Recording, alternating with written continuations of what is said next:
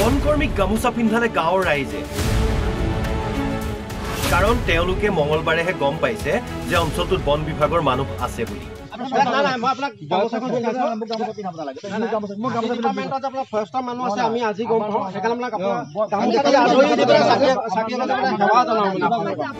হাতীৰ উপদ্ৰৱৰ পৰা ৰক্ষা পাবলৈ ৰাইজে বনৰীয়া হাতীক ধূপ চাকি জ্বলাই পূজা সেৱা কৰা নিশ্চয় দেখিছে তিতাবৰত কিন্তু তাৰ বিপৰীত দৃশ্য দেখা গ'ল বনৰীয়া হাতীক খেদিবলৈ যোৱা বনকৰ্মীক গামোচা পিন্ধাই চাকি জ্বলাই আদৰণি জনোৱা দেখা গ'ল গাঁওবাসীৰ অভিযোগ হাতী খৰাই দি একো নহল গতিকে বনকৰ্মীলৈ চাকি এগছি দিছো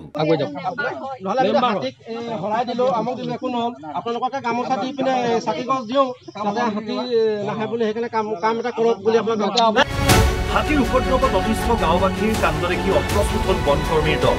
এজনে ক'লে মই গামোচাৰ যোগ্য নহওঁ মই তেনেই সৰু কৰ্মচাৰী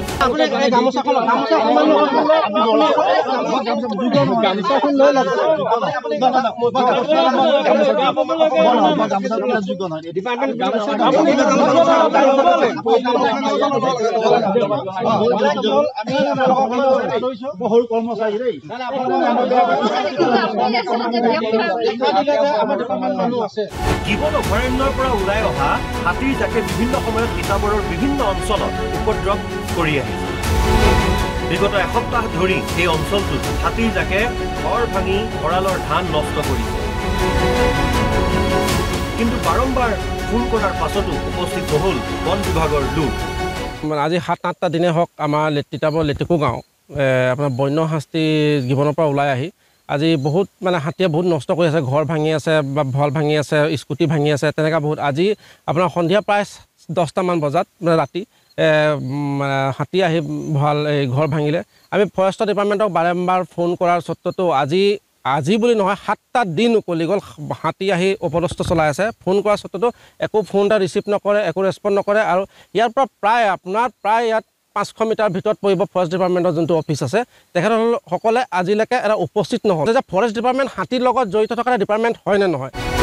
বন বিভাগৰ লোক উপস্থিত নোহোৱাত অতিষ্ঠ হৈ পৰিছিল স্থানীয় লোকসকল অৱশেষত মঙলবাৰে সন্ধিয়া উপস্থিত হৈছিল গাঁওখনত তেতিয়াই চাকি জ্বলাই গামোচা পিন্ধাই আদৰিলে বনকৰ্মীৰ দলক ক'লে ঈশ্বৰে সুমতি দিয়ক আপোনালোকক আমি ফৰেষ্ট ডিপাৰ্টমেণ্টক এটা আজি ইহঁতক জনালোঁ যে চাকিয়ে গছ দি ফুলাম গামোচাৰে দি ইহঁতক আদৰি জনালোঁ যে ডিপাৰ্টমেণ্টটো হাতী ডিপাৰ্টমেণ্টৰ লগত আপোনালোকতো জড়িত হয় বুলি আৰু ভগৱানে ইহঁতক আমি এটা আশা কৰিলে ইহঁতক শক্তি প্ৰদান কৰক চকু দৃষ্টি ওচৰ হওক যে হাতী আহিলে সংঘাত আহিলে যে ডিপাৰ্টমেণ্টটো এটা লছৰ গাত লৰিব লাগে 100 মিটাৰ দূৰৰ পৰা তেখেতলোক আহিব নোৱাৰে সেইটো কাৰণে আমি ৰাইজে তেখেতলোকক তামোল পাণ দি পিনি আজি গামোচা দি পিনি তেখেতলোকক আদৰণি জনাইছোঁ যে তেখেতলোক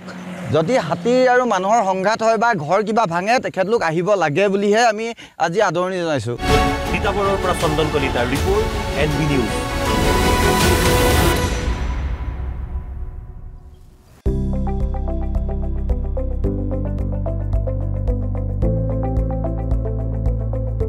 NB নিউজ